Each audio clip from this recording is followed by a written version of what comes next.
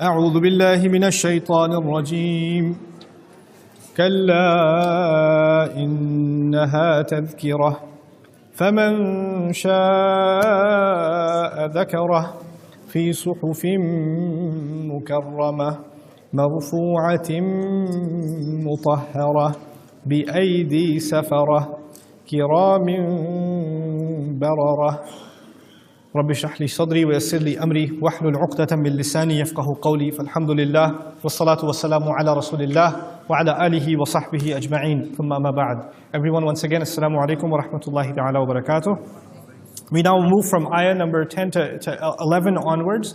This is the second section of the surah, and a summary of this section is the description of how grand and how noble revelation is. What revelation, what is the status of this revelation? The connection is to be understood first, but before I do that, I'll translate very briefly for you. كَلَّا إِنَّهَا تَذْكِرَةٌ. No, not at all. It is in fact a very powerful reminder. فَمَنْ شَاءَ ذَكَرَهُ. Then whoever wants, they may remember it, or they may make an effort to remember it. فِي صُحُفٍ مُكَرَّمَةٍ. Its origin is in dignified scrolls, or dignified scriptures. مَرْفُوعَةٍ مُطَهَّرَةٍ. Those dignified scriptures that are elevated high and have been cleansed and purified. بِأَيْدِي سَفَرَةٍ. That are at the hands of... Safara is hard to translate. For now, I will translate this as angels, or the scribes among the angels, the writers among the angels. Safara. Kiram barara, who themselves are incredibly noble and righteous. Noble, righteous. That's the passage. This entire passage is describing the origin of revelation. How is it connected to the previous passage? Let's try to understand that first. In the first passage, we saw that a blind person comes and wants to learn anything they can about revelation. And on the other hand, you have a wealthy person who feels like they don't need it. You have to sell it to them. You know, the analogy of sales is important because when you walk into a car dealership, the salesperson doesn't let you leave. Right? Let me just sit here, we work something out for you in a deal or whatever. And let me show you this other car, or let me show you this, let me show you that. In other words, the customer is in a position of power, and the salesperson is in a desperate position to make the sale. Right? And that's how sales work. And really good salesmen are master manipulators and trying to make it seem like they're making you a really good deal or whatever. But especially when you're pleading with your customer, or you're trying to not let them leave your booth or your stall, you're haggling with them, then the customer feels even more empowered and acts like, yeah, I'm just going to walk away. My mom is an expert at that. Like she used to take me to the bazaar all the time, especially when you buy clothes. Like, you know, if you go to the Muslim world and you're going to buy clothes, like in Mecca, or you're going to go to near the Haram or Medina, or you go to like Pakistan, any bazaar or whatever, these guys that sell clothes are so smart. They all have stools. You notice that? And the stools are for the men. So as soon as the lady walks in with her husband or her son, they take out the stool and bhaiya baith jaye. Because if the guy gets agitated and walks away, then the customer's gone with him. So he wants him to relax and he's fanning the dude. You sit here. She's going to do whatever damage she's going to do. They really understand business, you know. But if women are good negotiators, she really wants to buy this thing and he says, oh, it's 100. No, it's 65. No, it's 60. You're confused. It's 65. And then she'll take out 65 and give it to him and start walking away. No, I have small children. No, 65. And then she'll say, fine, 70. No, I can't sell you at 70. Then she'll walk away and say, fine, give me 70. You know, that's how they make the sale. But you act like, you know, you're in a position of authority, so you get to negotiate. This is actually what the Quraysh want. They want the Prophet ﷺ to feel desperate. And Allah says, you're not selling something cheap.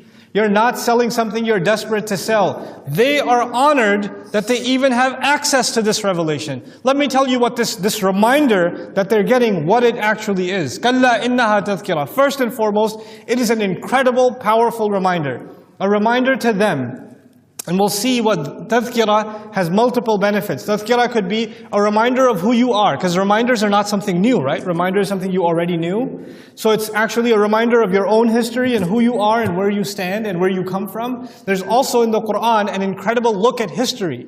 Like it's reminding you the legacy of humanity and how you're supposed to view history. It's a moral, spiritual view of history as opposed to an academic view of history, or a skewed view of history, or a nationalistic view of history. It's a guidance-filled view of history. It's an incredibly powerful reminder. Now, kalla alone could be zajran lil kuffar. It could be that Allah says, forget these people who act like they don't need it. I don't need to come, you don't need to be desperate before them. This is too high of a thing. You know, whoever wants to hear, they can hear. فَمَنْ شَاءَ فَلْيُؤْمِنْ وَمَنْ شَاءَ فَلْيَكْفُرْ. Whoever wants to believe, they can. Whoever wants to disbelieve, they can. But we're not going to be appeased to them or try to sell it to them. Internalize this. We don't want people to be impressed with Islam and answer their questions in a way that'll make them feel happy. No, yeah, it says that, but you know, that's not really what it... please like us. You know, we don't have to do that. We don't have to impress anybody. You know, the Prophet ﷺ was the most impressive human being that ever lived, known for his honesty, known for his integrity, known for his character, and yet he was demonized. And yet there was Islamophobia in Makkah. It's not because there was something missing, but they're going to do what they're going to do. You just have to be true to what you are, to who you are. You don't have to conform to anybody else. This is kalla innaha tadhkira. First of all, you have to carry yourself with dignity because you are people of Qur'an. Starting with the Messenger sallallahu alaihi wasallam, he's carrying Qur'an, which means he has to carry himself with dignity, not with desperation. You're not desperate for anybody. Kalla innaha tadhkira. Faman sha'a dhakara. Then whoever wants, they could remember it. Whoever wants, they can access it. It's an open invitation. Whoever wants to benefit from this heavenly gift, they can. Whoever wants to dismiss it, their loss. See, Allah is different from messengers. Allah says, take it or leave it. Messengers love their people. They care about their people. They're worried about their people. And they beg the people, please listen to what I'm saying. And they're merciful towards people. Allah is not. Allah Azza wa Jalla says, here's the word. And He does send, loving, caring messengers that come in and concern themselves with their people. But when they start insulting His messengers and dismissing His word, it's like, who do you think you are? I was kind to you and I kindly sent you a messenger and you're going to act like that? I'm going to put you in your place. What do you think you're dealing with? Just some words? And so he says, فَمَنْ شَاءَ ذَكَرَهُ. Actually, I want to read to you what Ibn Ashur said. تَنْبِيهًا لِلنَّبِي أي لا تظن أنك مسؤول عن مكابرته وعناده فقد بلغت ما أمرت بتبليغه. Don't you dare messenger. It's like Allah is talking to His messenger saying to him, don't you worry about it. Don't you for a second think that you'll be asked, why didn't they believe? You don't have to sell anything to them. If they don't want to come, that's their problem. You've done your part. You did what you had to do. Whatever I commanded you to convey, you did. فَمَنْ شَاءَ ذَكَرَهُ. Whoever wants, they may make an effort to remember it.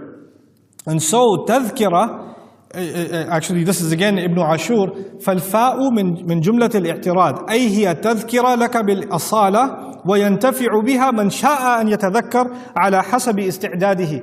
Meaning, first and foremost, what this revelation is a mission to the Prophet ﷺ. Your job is one thing and one thing only, to remind by means of it. That's your mission. The reaction of people is not your concern. Your job is to say what needs to be said. By the way, didn't the Prophet ﷺ say the most uncomfortable ayat in the most awkward situation? عَبَسَ وَتَوَلَّى أَنْ جَاءَهُ الْأَعْمَى. He said it, right? You know, sometimes when you're about to speak, you look at who's in front of me, should I say this? Is this going to be politically correct or not? Am I going to get in trouble for saying this? And you maybe hold back from saying certain things given the audience. Sometimes I come to a masjid to give a khutbah and people come to me, there's a non-Muslim group visiting us, please be careful.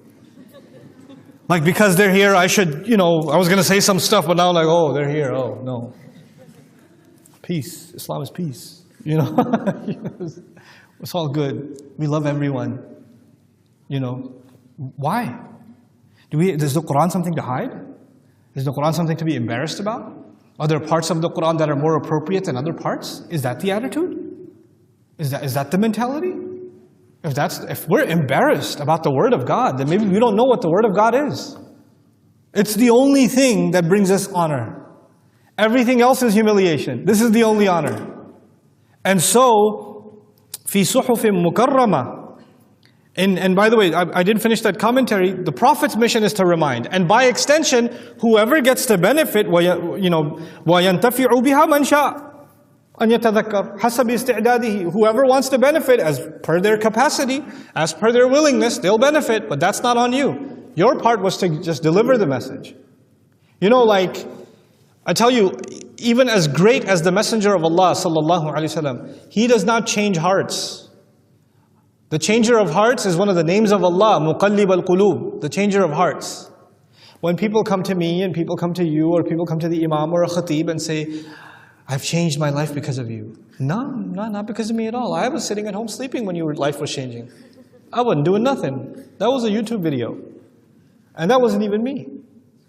You know, and my teacher explained it to me so beautifully, it's still stuck in my heart. And I remember that lesson from him, from Dr. Abdul Sami, when I was 19 years old. He told me, you will speak in front of people, and there will be 100 people sitting in front of you. Used to be 100, used to be a big number. Okay, so 100 people sitting in front of you. I was like, 100 people? Really? I said, yeah.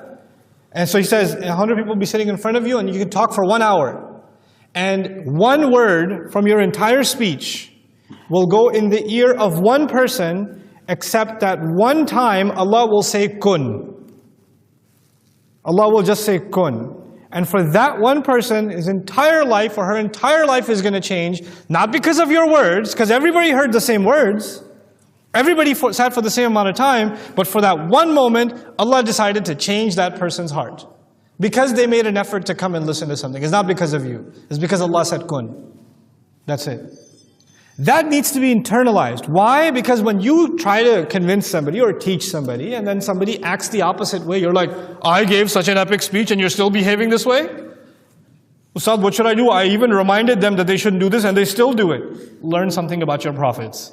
They remind people their entire life and people still do what they do. You know? It's like my speech should have been so effective that everybody should have transformed. My speech and your speech means nothing. Sincerity, and then the kun from Allah, the final decision from Allah, who will finally develop fear inside of their hearts. There are people who have not heard any speeches, any talks, any lectures, not sat in any durus, nothing, and their lives transformed from the most unfamiliar places. Somebody saw a car accident and their life changed. That was their khutbah. That was their life transformation. Somebody attended a janazah and their life changed. Somebody went to a graveyard for the first time and their life changed. People change for different reasons. That's up to Allah Azza wa Jal. And sometimes in the most unsuspecting places. Like one of my favorite stories is Hamza radiallahu anhu. He becomes Muslim because he was angry. He was just mad. You know, somebody hit his nephew, Rasulullah sallallahu alaihi wasallam. And he came down with, you hit my nephew? Yeah? He punched him on the head, now I'm Muslim too. What you gonna do? And that brought him to Islam. Cool. Allah will guide in different and unique ways. And so when we talk about the word of Allah, there's nothing missing in the word of Allah. There's not, you know, and this is the key point that I want you to take away from this passage. There's a difference between decent people and wretched people. A decent person, when they don't see results, when they do work and they don't see results, who do they blame? Themselves. A wretched person doesn't do the work, and when they don't see results, what do? Blame everybody else. Society, the weather, the economy, the stock market. You know, a bird flew into a tree. There are all these reasons why I failed, but not because me, all these other reasons. There are students like that. I've had students, not that they're wretched human beings, but they're terrible students. There are students who, when they mess up, they are so hard on themselves, so hard on themselves, and then I tell them, actually, I gave you the exam from next week. We haven't even studied this stuff yet. That's why you messed up. It wasn't your fault. But they're blaming themselves. And then there are students who, you tell them, this is on the test, please study it. Here, you know what? I'm going to give you a test a day ahead of time. Go find the answers. Here, I'll even give you the answers, Meri Jan. Just take it. And then they fail.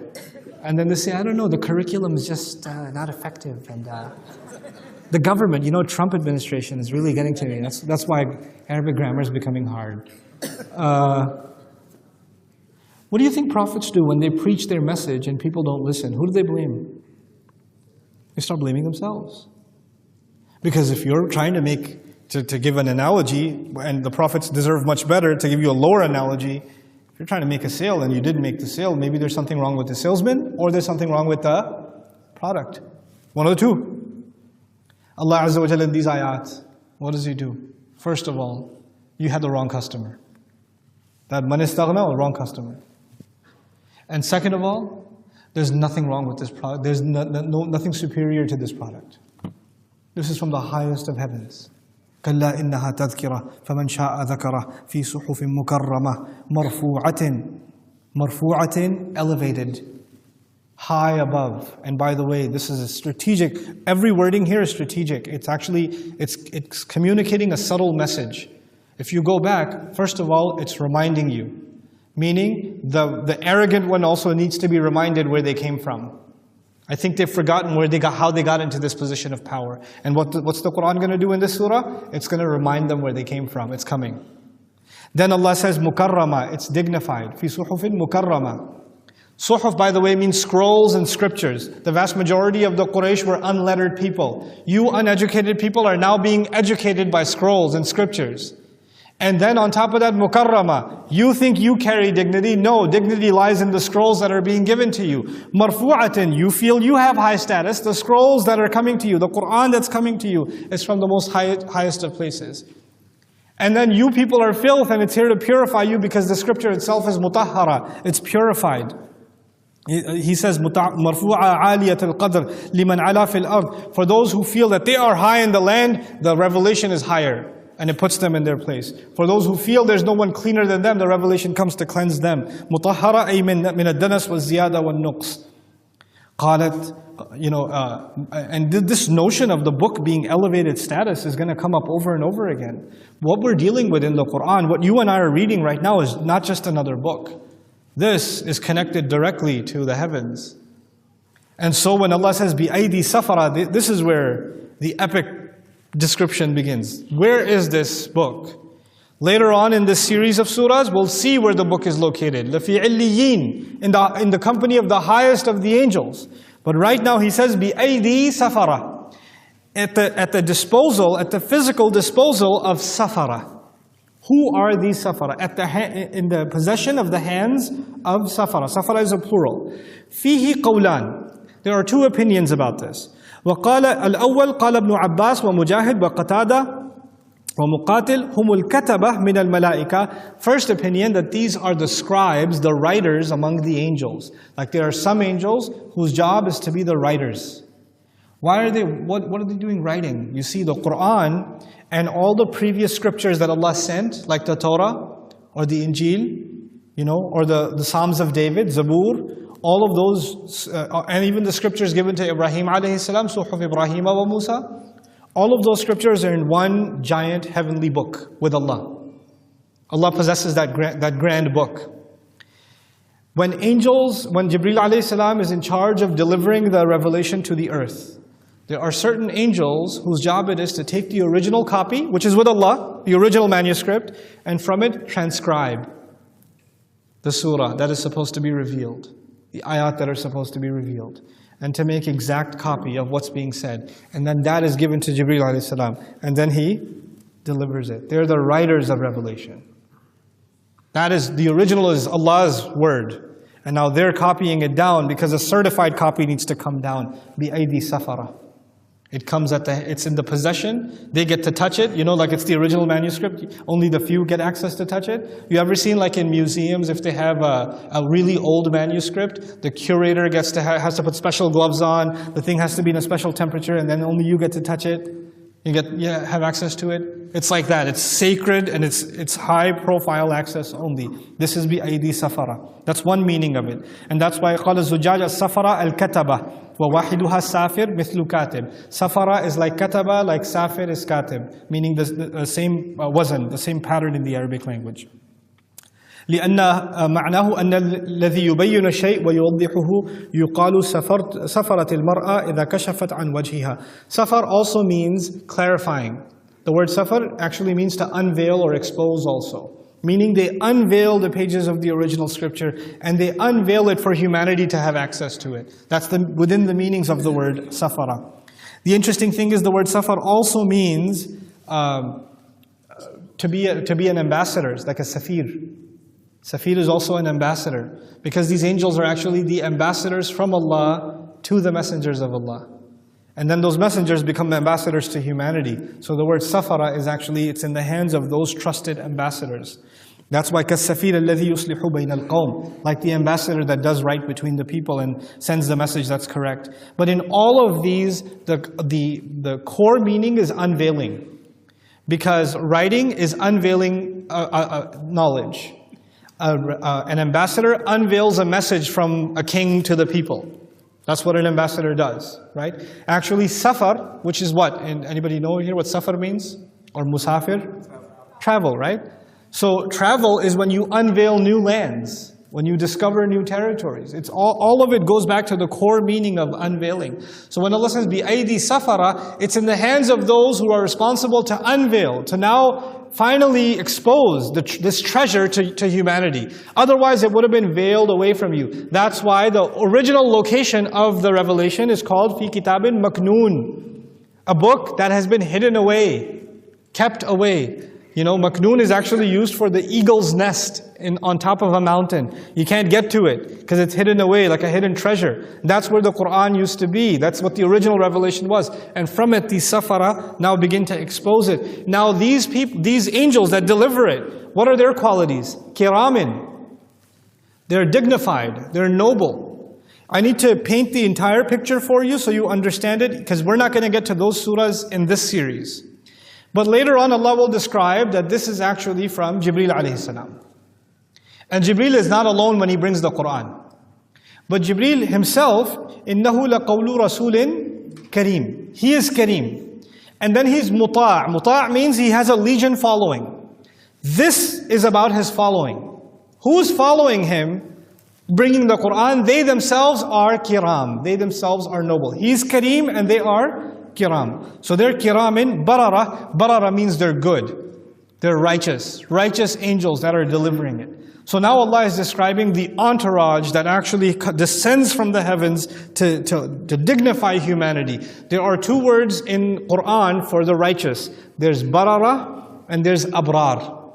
And abrar is used for people, and barara is used for the angels. And the linguistic difference between them is interesting. Abrar means few good people, barara means many good ones. The angels have far more good than people do. And pretty much all the angels are good. Not all people are good. So they get barara, we get abrar. We get the lesser of the two. And so Allah describes the grandeur of this revelation. This is, by the way, to me, this passage is important personally because it sets the attitude with which one studies the Quran. We're dealing with something very high, very noble, and very sacred. We're dealing with something that we would never have had access to. وَيُعَلِّمُكُمْ مَا لَمْ تَكُونُوا تَعْلَمُونَ. He teaches you what you wouldn't have any possibility of knowing whatsoever. There was no way for you to access these words that are coming from Allah. Like every word of the Quran is supposed to, bring us to humility. We're supposed to ponder over it and reflect over it and teach and treat it like a treasure. This is the great tragedy of our ummah, is when the Quran is reduced to recitation, when the Quran is reduced to just memorization, and even those reciting it don't know the value of what it is that they're reciting. That its celebration is only the kid finished hifz, or we did a khatam in Taraweeh, or somebody passed away and just hand everybody a sipara and let's get it done. Let's get this party started. This is what Quran has become, or Quran's become like lockets and amulets. The Quran's become Ayatul Kursi hanging from your rear view window. That's what Quran has become. Or it's like those tiny little mushafs that you need a microscope to read. They're in your dashboard because you have an old car and you don't have anti-lock brakes and you don't have like dual-side airbags, so you have a copy of Quran there for protection. Or Quran is there for your wedding ceremonies because the girl has done so many messed up things that if she leaves the hall, between the hall and the limo, lightning will strike her head. So you need to hold a mushaf over her head until she gets inside. This is Quran now. Or better yet, Quran is calligraphy now. It's really beautiful calligraphy hanging in our walls, in the same rooms where we do sins. That's what it is now. Liquor stores with Ayatul Kursi behind the cash register. That's Quran now. This is the ultimate disservice to Allah's book. The people before us, they had Quran written on bones. They had Quran written on rocks. They had Quran written on dead animal skin. And if any of you saw that, you'd say, what a disrespect of Quran. Upar almari ke upar rakho isko, ye karo, wo karo. This is what you would do. Put it on the top shelf, put it here, make it marfu'a. No, it's already marfu'a in the seventh heavens. It's already elevated. It's already purified. Its dignity in this world is not on paper. Its dignity is inside the hearts of people. Its role is to help them reflect, to be in awe of Allah Azza wa Jal. When we get to a point, لا يجاوز تراقيهم, when the Quran doesn't go beyond people's throats, that's one of the signs of Judgment Day. You know, I'm reminding you of a hadith of the Prophet ﷺ. It's one of the most scary hadith I've ever read on this subject. ذاك عند ذهاب العلم. That will happen when knowledge disappears. There's a sign of Judgment Day. And you know when there's a sign of Judgment Day, people are like, what's going to happen? Oh, like tall buildings? Oh my God, I saw tall buildings the other day. Like we're really into signs of Judgment Day. This hadith is so unique. The Sahabi forgot what the sign of Judgment Day was because of what happened after the rest of the conversation. So all he remembers is, that will happen when knowledge disappears. What is that? We don't even know. So what made him forget? He said to the Prophet ﷺ, وَكَيْفَ يَذْهَبُ الْعِلْمُ يَا رَسُولَ اللَّهِ وَنَحْنُ قَرَأْنَا الْقُرْآنَ وَنُقْرِئُ أَبْنَاءَنَا وَأَبْنَاؤُنَا يُقْرِئُونَ أَبْنَاءَهُمْ. How can we not have, what do you mean knowledge will disappear? We read the Quran and we make our kids read it and our kids will make their kids read it. What are you talking about? Knowledge will disappear. What's amazing to me about this hadith is the Prophet didn't say Quran will disappear. The Prophet said, knowledge will disappear. And the Sahabi said, how can knowledge disappear? We still have the Quran. Because in their mind, when they thought about knowledge, they thought about the Quran. Today, when we think about knowledge, we don't think about the Quran. Even within Islam, when we think about knowledge, we think about all the other books you should read, but Quran's not on that list. I'm really interested in Islamic studies, Ustad Nowman. What should I study? I say, Quran. No. Islamic studies. He's like, yeah, the Quran, yeah. No, but like which fiqh books, which aqidah books, which usul books, which tazkiyah books, let's make a list of each. Those are all great books. But al-ilm is Allah's words. Everything else is a byproduct of Allah's words. Everything else you're learning is only valuable because of Allah's words. You start from the foundation and then go into the branches. Now what we do is, we study Islam from the branches, and nobody even knows that it comes from a root. Where is the asluha thabit? We only have far'uha. There's no asluha thabit. The asl of Islamic studies is actually the Quran.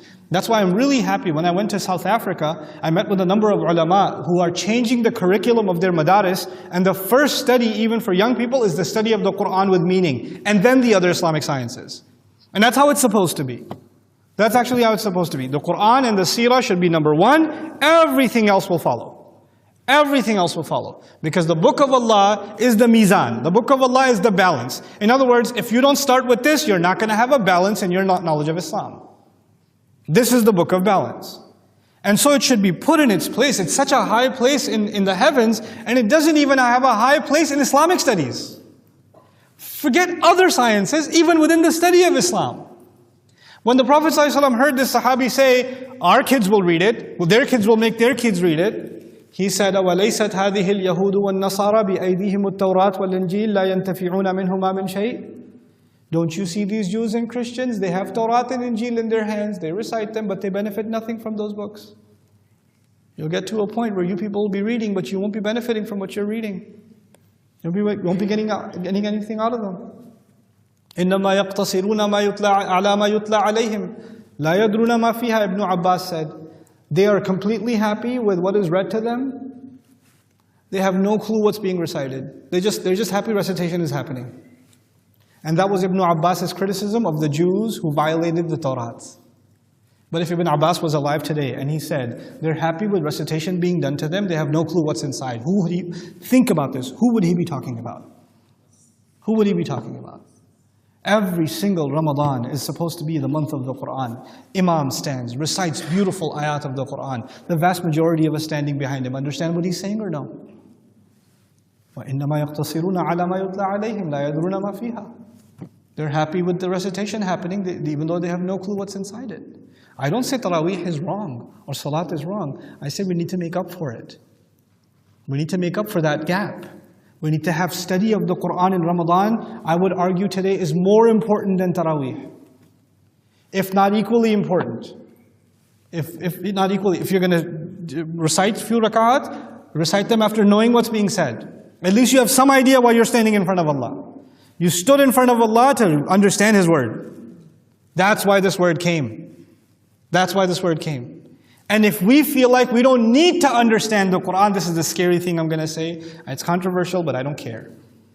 If we feel like we don't need to understand the Quran, then what's the difference between you and amma man istaghna? The one who feels he doesn't need. What did he not need? He didn't need to hear. He can hear pretty sounds of the Quran. Abu Jahl used to listen to Quran too. Enjoy the melody of it. Enjoy the wording of it. He doesn't need to hear its message. He feels like he doesn't need that. If that attitude today is carried by the Muslim, what's a bigger tragedy than that? What's a bigger catastrophe than that? And so now, after the grandeur of revelation, Allah then describes, who do you think you are? This next passage. قُتِلَ الْإِنسَانُ مَا أَكْفَرَهُ. May the human being be killed. How incredibly ungrateful he can be. مَا أَكْفَرَهُ. أُسْلُوبُ التَّعَجُّبِ. How incredibly ungrateful can he be? Another meaning of مَا أَكْفَرَهُ, how amazing his level of disbelief and disregard. Meaning how incredibly ungrateful can he be, and how incredibly arrogant can he be? Who does he think he is, that he doesn't need? مِنْ أَيِّ شَيْءٍ خَلَقَهُ. What thing was he made from again? This is sarcasm in the Quran. Allah knows what he was made from. Allah doesn't have to ask. But Allah says, so you're really elite because you come from this tribe who's high up and they have this noble dignity and heritage, and that's why you were raised in millions. What were you made of again? مِنْ أَيِّ شَيْءٍ خَلَقَهُ. From what thing did He make him? Did He create him? مِنْ نُطْفَةٍ. From a drop of sperm. خَلَقَهُ. He made him. That's uncomfortable to read. It's uncomfortable to read because, by the way, Muslims are fighting each other somewhere. مِن نُطْفَةٍ خَلَقَهُ. From a drop of fluid, a dropped fluid, He created him. Allah is describing the graphic sexual act. Why is He doing that? Why is He describing this fluid that when it falls on a sheet, people wash it away and they're embarrassed by it and they consider it filth? He's reminding you, who do you think you are? Treating Allah's revelation that way. Oh, you're high above and He's desperate? There's no one more humiliated and pathetic than you. Allah created the human being from humiliation. There's nothing more humble than that. مِن نُطْفَةٍ خَلَقَهُ فَقَدَّرَهُ. Then He started developing him in stages. Taqdeer is to actually calculate. And it's different from takhris, sorry. Kharrasa in Arabic is to make wild guesses. Like the kharras is somebody who walks by a palm tree and says, there are 467 dates. That's a kharras. A muqaddir, however, is someone who actually precisely calculates. Allah precisely calculated how many bones will you have in your body, which of your limbs will function and how will they function, how far apart your eyes will be, what color your eyes will be, when will, where will you live, where will you die, and every physical form of your creation as it was being manufactured inside the stomach of your mother, which is the context determinant here, is describing the development of the baby inside the belly of the mother. There's the fluid, and now it's developing. What, you had a hand in that? You chose your skin color? You chose the color of your hair? You chose the color of your eyes? You chose your height? You chose your bone structure? خَلَقَهُ. And then He adds, ثُمَّ السَّبِيلَ يَسَّرَهُ. If there was, this is one of those ayahs, man, that just put somebody in their place. Then He literally means, then the roadway, He facilitated for him. You know what that means? The baby coming out of the uterus. The passage of the child from the mother. He opened the roadway and facilitated the roadway for him. If Allah did not open that door, you would have died inside your mother. ثُمَّ السَّبِيلَ يَسَّرَهُ. This is where you come from. This is your origin. That's your original home. It's, subhanAllah, like, I can't find more powerful words to describe the powerlessness of a human being. And by the way, when a child does come out, ثُمَّ السَّبِيلَ يَسَّرَهُ, He facilitated the road for him to come out. Now this child is eventually going to grow up, going to receive an education, going to become capable, going to become someone of status, someone who means something, and then he can show arrogance. Allah fast forwards all of that. None of it is mentioned. And He goes straight to powerlessness. Again, ثُمَّ أَمَاتَهُ, then He gives him death. So you go from barely being alive and coming out of your mom and being powerless, And now immediately the next thing is, before you know it, He's giving you death.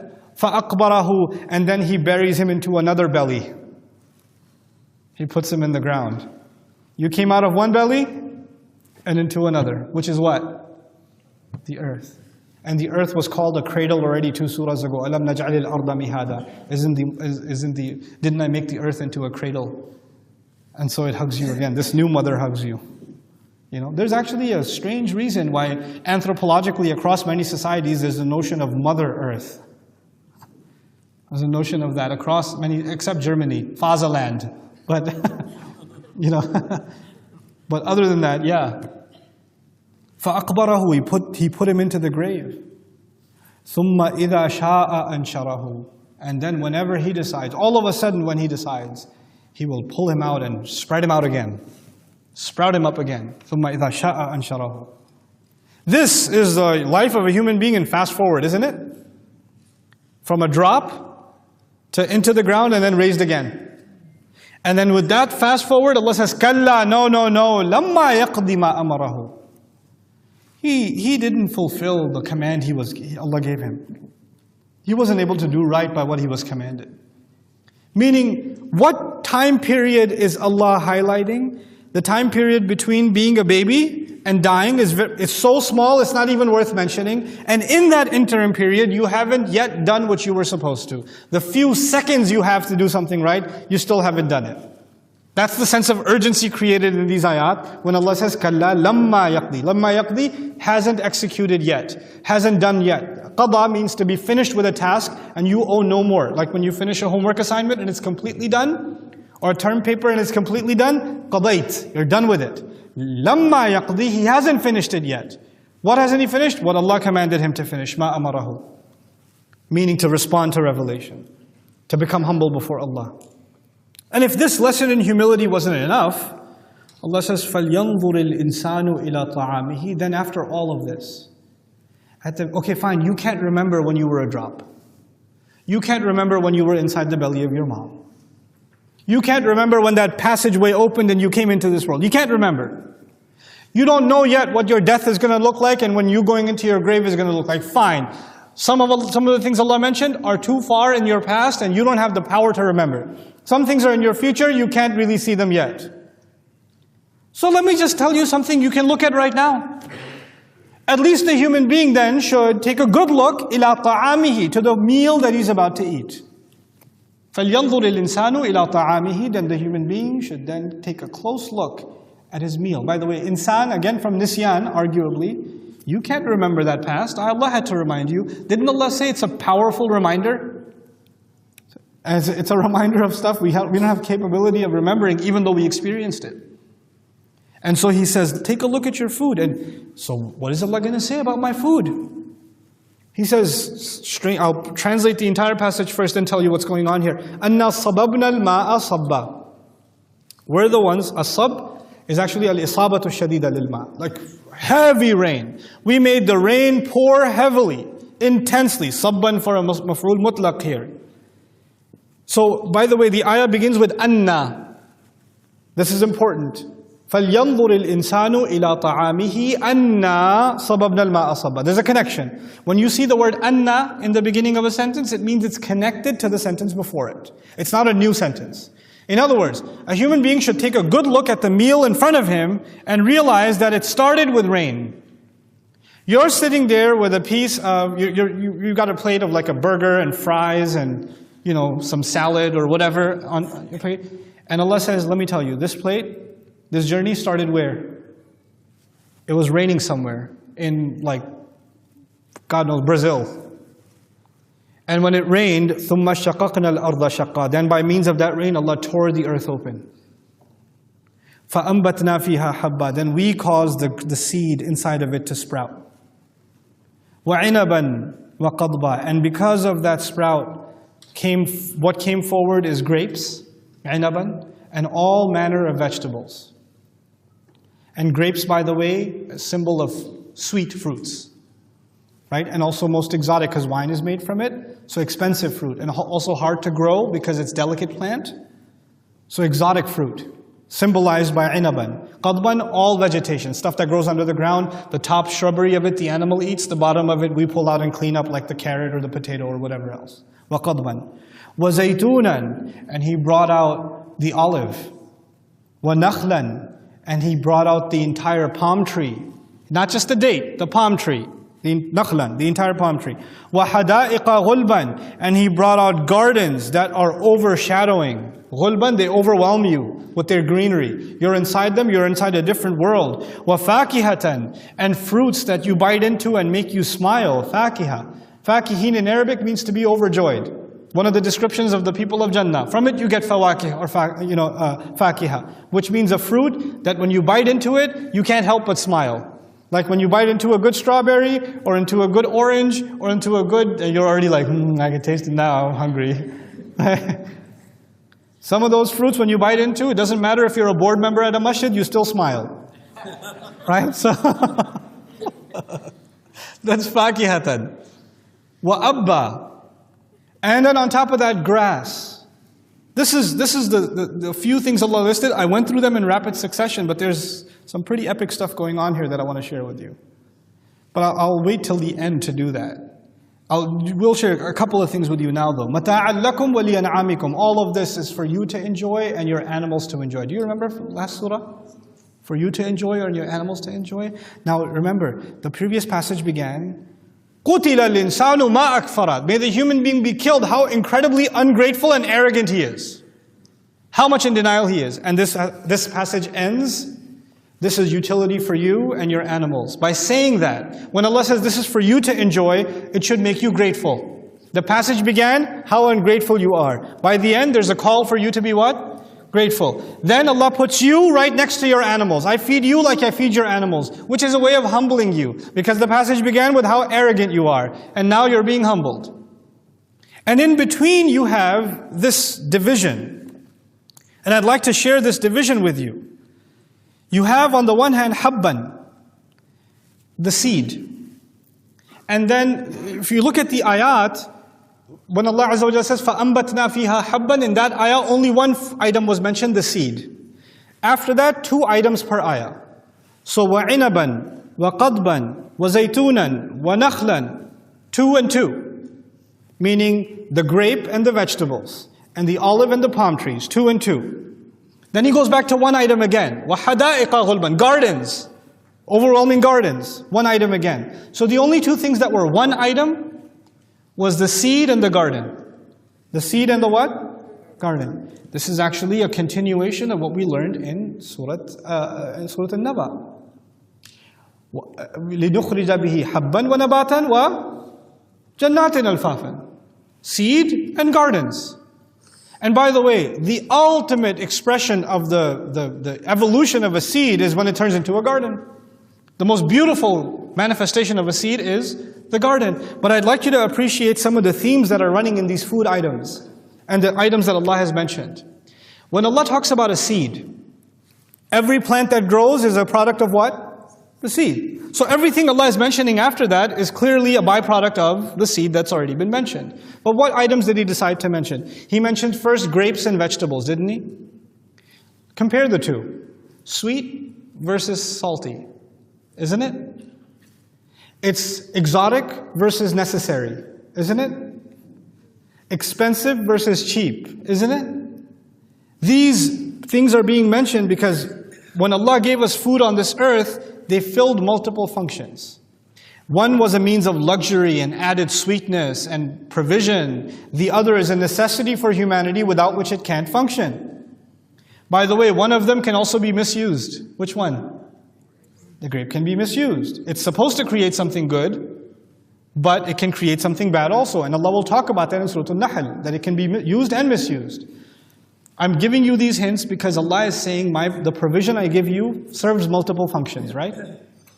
So the first function was luxury versus necessity. The second time He says olives and palm trees. Olives, for the Arabs, olive oil is the most important oil even today. Even still, crude oil is secondary. Olive oil is primary. It is the enhancement to all of their meals. It's a digestive enhancer, right? It's without it, the food just doesn't taste Arab enough. you know. It's used for all kinds of medicinal purposes. When in doubt, just stick some olive oil on the tongue. So it's got medical benefits. It's got this like enhancement of food. And then on top of that, again, we go back to necessity. So this is an enhancer. And then what's the necessity this time? Nakhlan. Allah didn't just mention the date, He mentioned the entire palm tree. And I've spoken to you in previous sessions about the palm tree. Its date is used, its seed is used, its bark is used, its leaves are used. Every piece of a palm tree is put to use by the Arab. Every piece of it.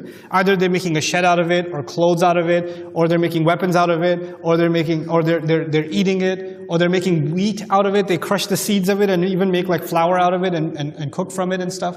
And they can squeeze it for oil also. Every possible benefit comes from it.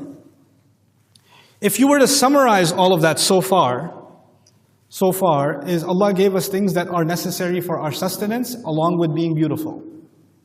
And then He takes it to the next step. But the most amazing manifestation of a seed is gardens that become overwhelming. حَدَائِقَ غُلْبًا. And what's so beautiful about those gardens? What makes the garden even more amazing? When it has fruits in it. And when you have those fruits and you're walking over soft grass to get to those fruits. So what do you find in the ayah? وَفَاكِهَةً وَأَبًّا. Otherwise, what connection do you have between fruits and grass?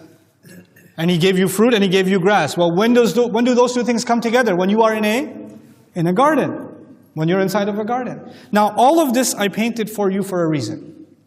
Because provision, according to the sunnah of Allah, when He provides human beings, He provides them something they need and something that beautifies their life. That's what we're learning in this passage. When Allah provides us, He provides us what we need and what beautifies life. Let me explain that to you briefly. We all need carbohydrates, proteins, we all need sugars, we need these things. But we don't need a grape to taste delicious. We don't need an orange to have brilliant color. We don't need that. We just need its nutrients. We don't need, the beautiful packaging of a strawberry or a banana. We don't need that. We don't need a palm tree to look as epic as it does. We just need sustenance. But Allah doesn't just give us the nutrients we need, He also packages it and wraps it up in beautiful ways. This is why Allah in Surah Al-Rahman even describes, وَالنَّخْلُ ذَاتِ الْأَكْمَامِ. Palm trees that are wrapped up beautifully. Like you don't just get a date, you get the candy wrapper of the date, you unpeel that and then there's the date inside it. And it's incredible that the wrapping we have of candy and drinks and things like that, they poison the earth. And the wrapping Allah made feeds the earth. Even that wrapping is food for the earth, right? Now, one function is necessity. The other is what? Beauty. Taste is beautiful.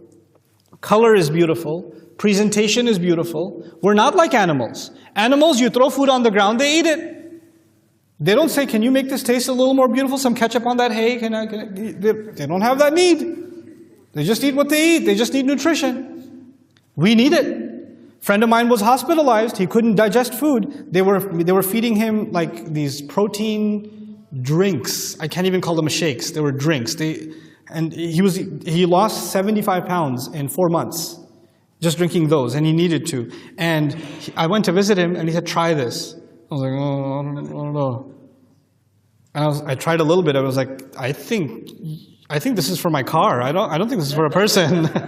You do oil changes with this stuff. He's surviving off of it. It's nutrition, but it's certainly not what? It's not delicious. It's not beautiful. It's disgusting even.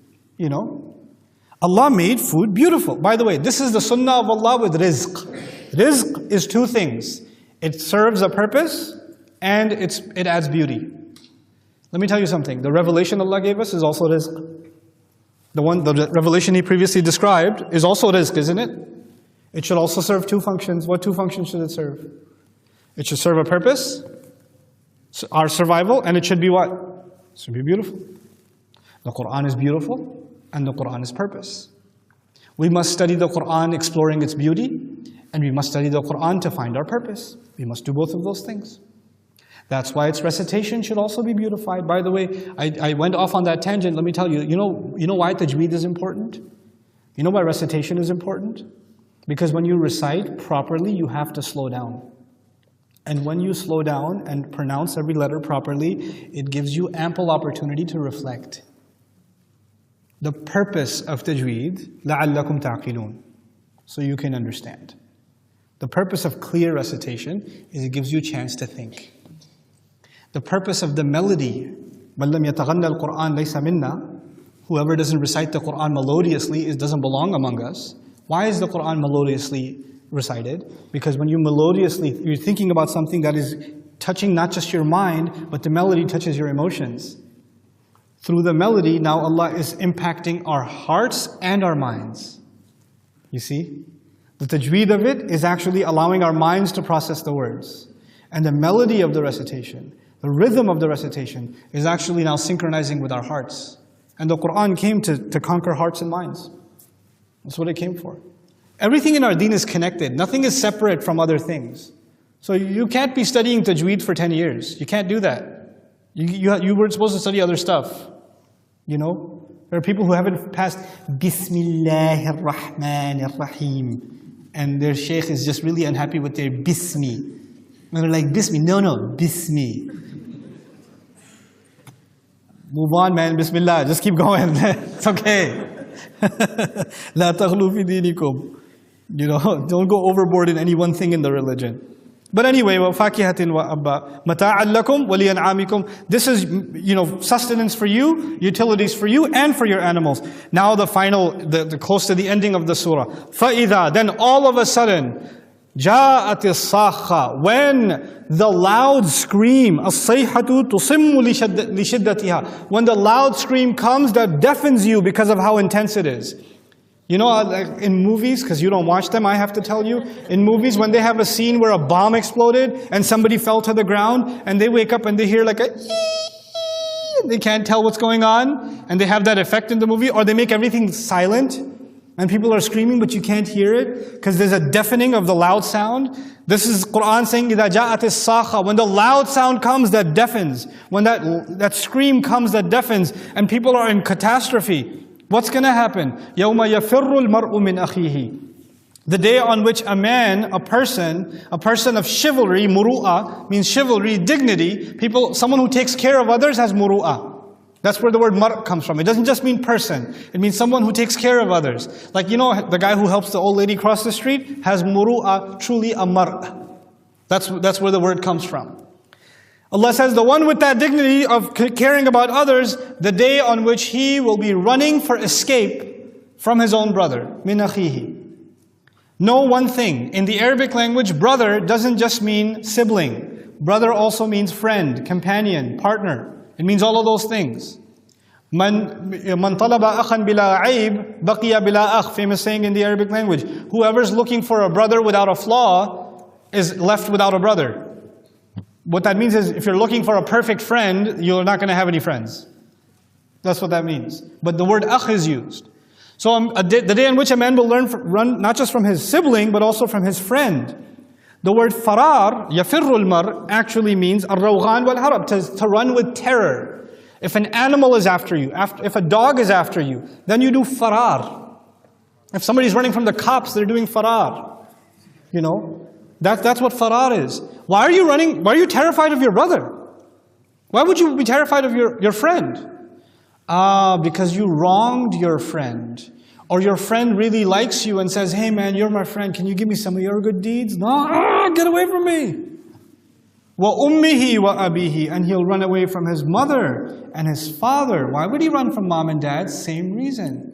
Maybe he wasn't good to his mom, and mom says, come here, give me your good deeds. Remember the time you yelled at me? I need your good deeds. I know you went to Hajj, but it's mine now. وَأَبِيهِ, no, don't take my stuff, it's mine. And he runs from his mom and dad. وَصَاحِبَتِهِ, this one's more understandable. And his wife. I'm kidding. Wait for the akhirah for that one?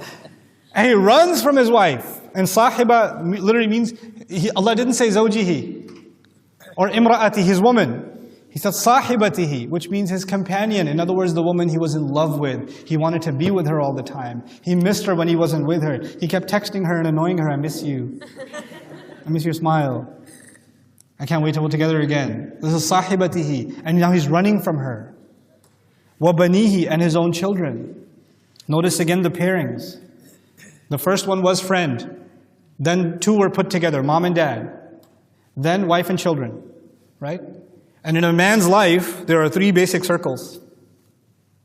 Either you're with your friends, or you're with your parents, or you're with wife and kids. Those are your three circles. And so Allah went from each circle and cut you off.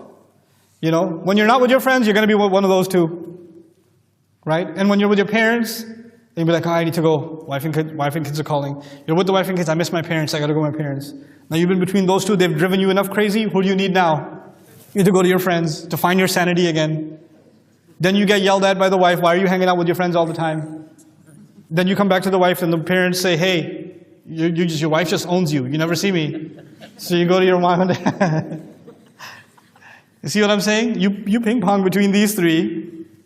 This is your life. Your life revolves around these three circles. To find a balance between these three. Now you have nowhere to go.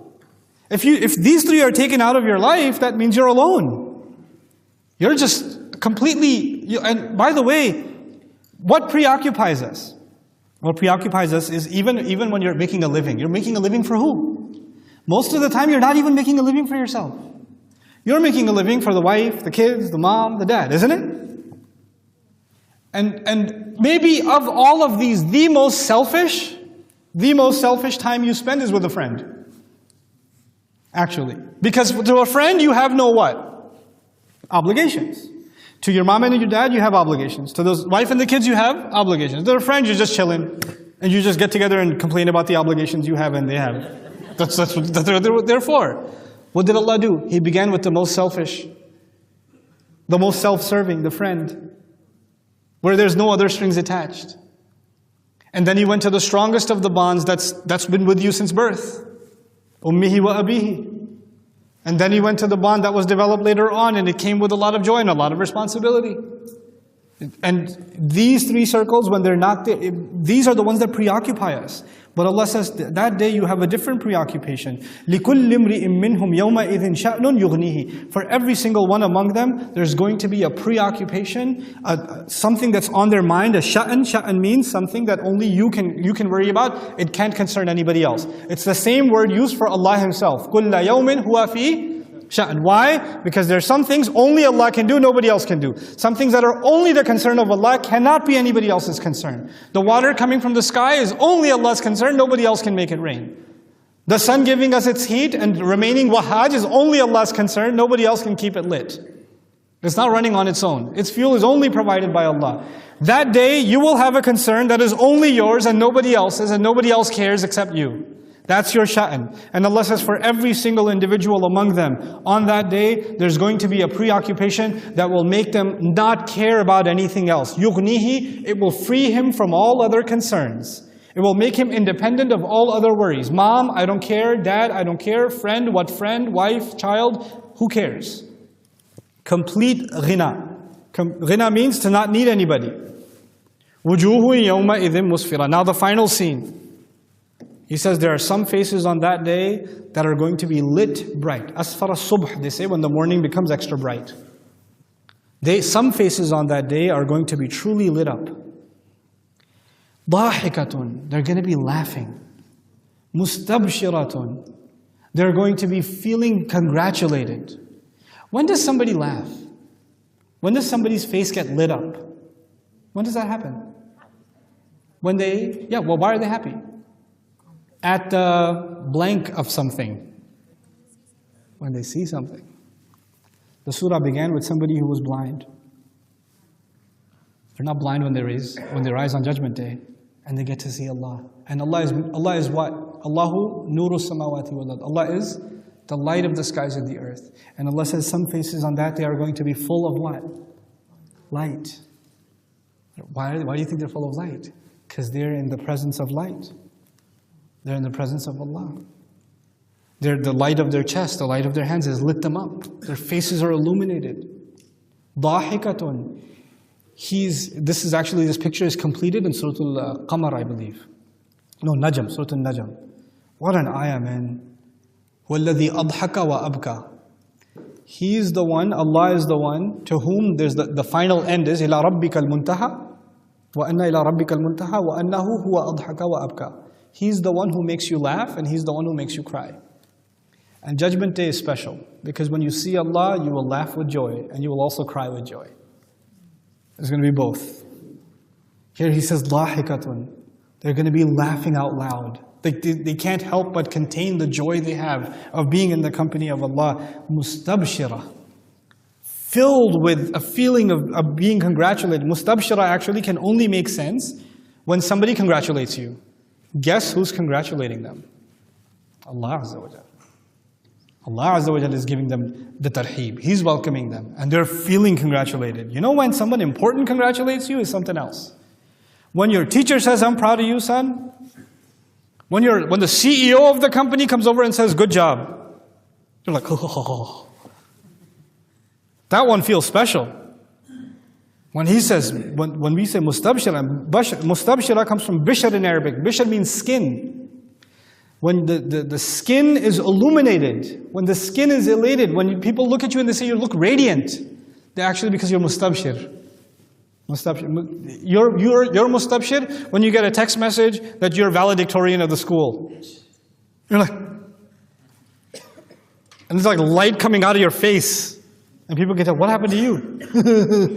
This is mustabshir. These are what some faces are going to be.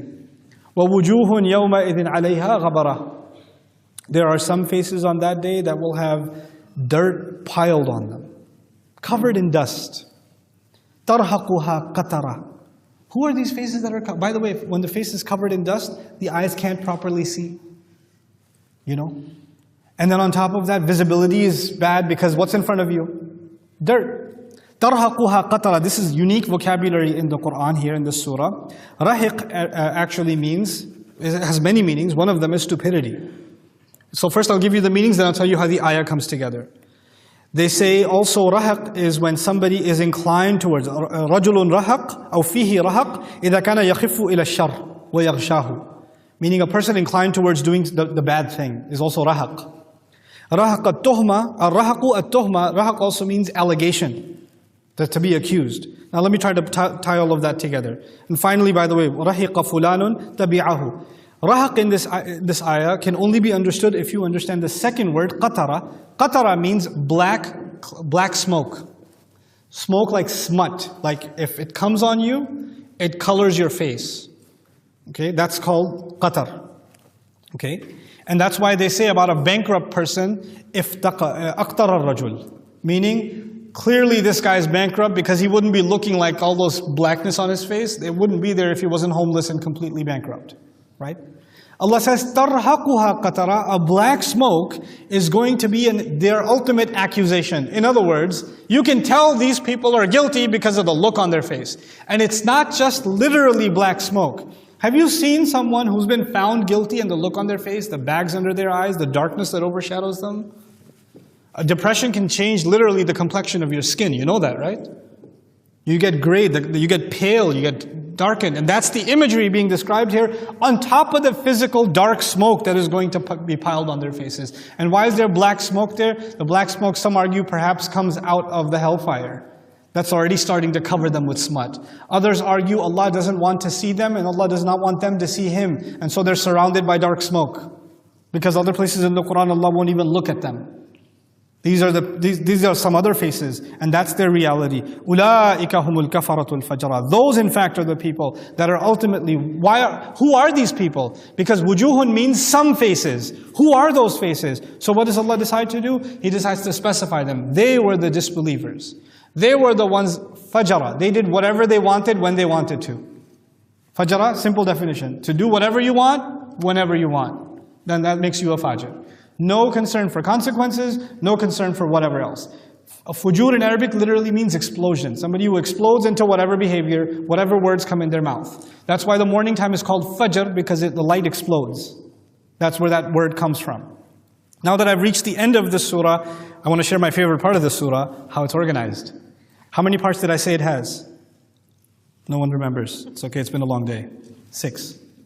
There are 6 parts to this surah. The way to understand the surah is 2, then 2, then 2. That makes all 6. Okay? The first two parts, I'll simplify it for you. You'll remember it.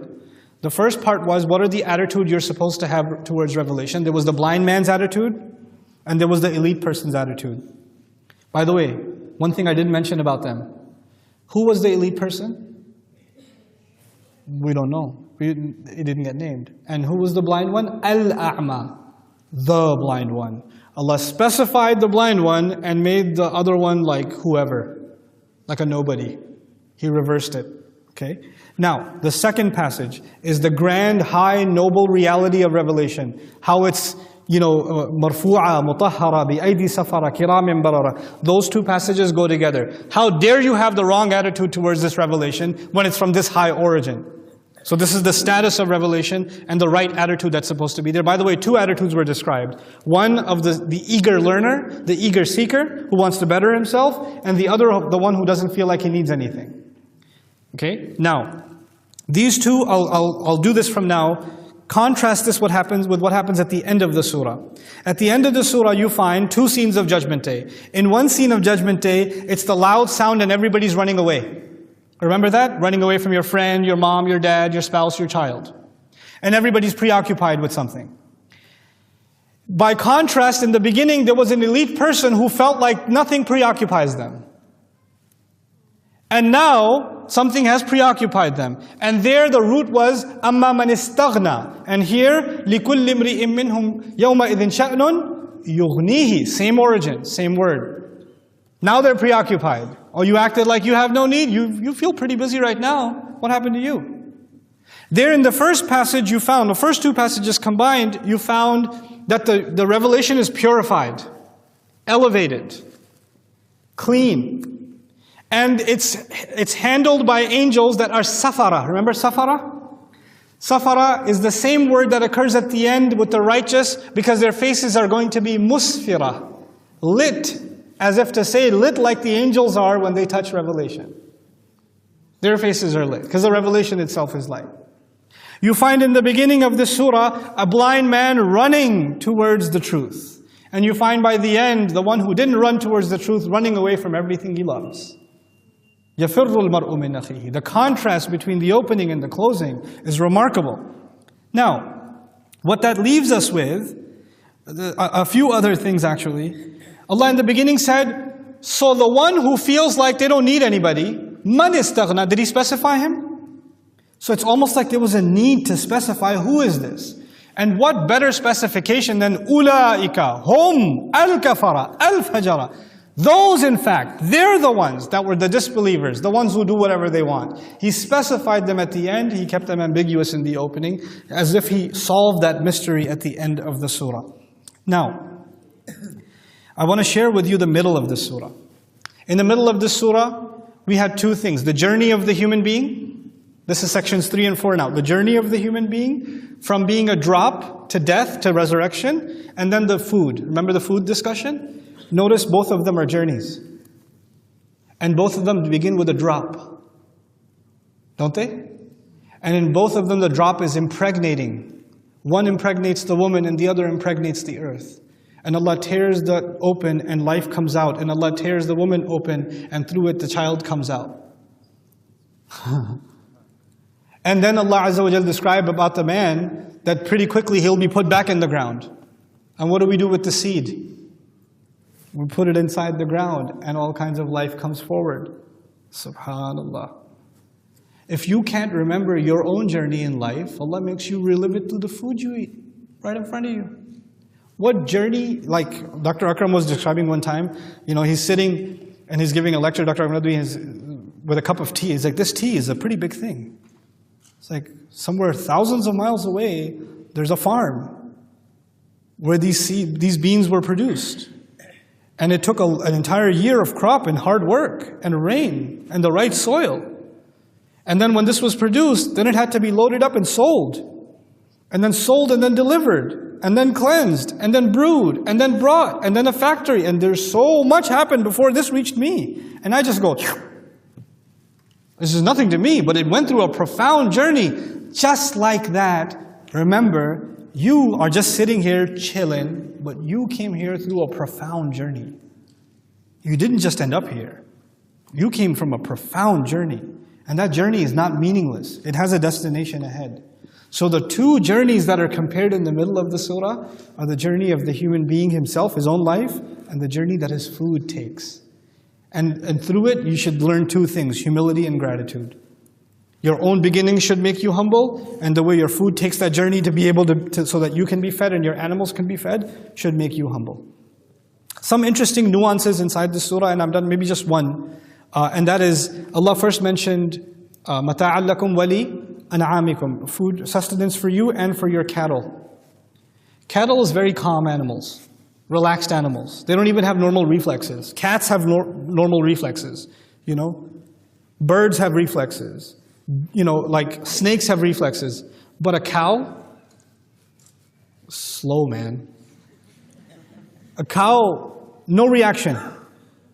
You know, like I used to describe in my old lectures on ghafla, like if you're going on the highway and there's a squirrel, what does it do? If it's not that smart, it runs towards the car, but it still reacts. There's some reaction. When a cow is right next to the highway and the cars are buzzing by, what does the cow do? Its fur is going frrr, frrr, and it's not even moving. No reaction, it's dulled. But when a loud sound or an explosion happens, what happens to even those animals? They run for it. You notice the cattle was mentioned, then immediately a loud sound was mentioned, and then us running around away from everything we know was mentioned. As if to describe, you are going to be no different from animals on that day. This is actually Allah's way of saying that on Judgment Day, there's only two kinds of treatment. You will be treated like a human being, or you'll be treated like an animal. And this is what I want to close with, this notion, very powerful notion. There are two kinds of sustenance in this surah. There's the sustenance of revelation, and there's the sustenance of food. Right? One of them is for both human beings and animals. Which one? Food is for both human beings and animals. And revelation is only for... And Allah specified that. When He talked about food, at the end of it He said, this is for you and your animals. Some people in this life are only concerned with sustenance that they share in common with animals. Isn't it? And if they don't concern themselves with what makes them superior to animals and truly human, which is their concern for feeding their soul also, revelation also, then what do you expect? On Judgment Day, they're going to be herded, running around, going crazy, like what? Like animals. You'll find people wanting to purify themselves, cleanse themselves in this life. And you'll find people who didn't are covered in dirt in the next life. You'll find the blind one who trips and falls because he's blind and dirt comes on his face. The blind one who's poor, there's black smog on his face in this life. But in the next life, his face is full of light. And the other one who was elite above the dirt, above the smog, is covered in dirt. Thus the equation will be flipped. That's the beautiful contrast and imagery of this surah. May Allah Azza wa Jal help us appreciate the power and beauty of the Qur'an.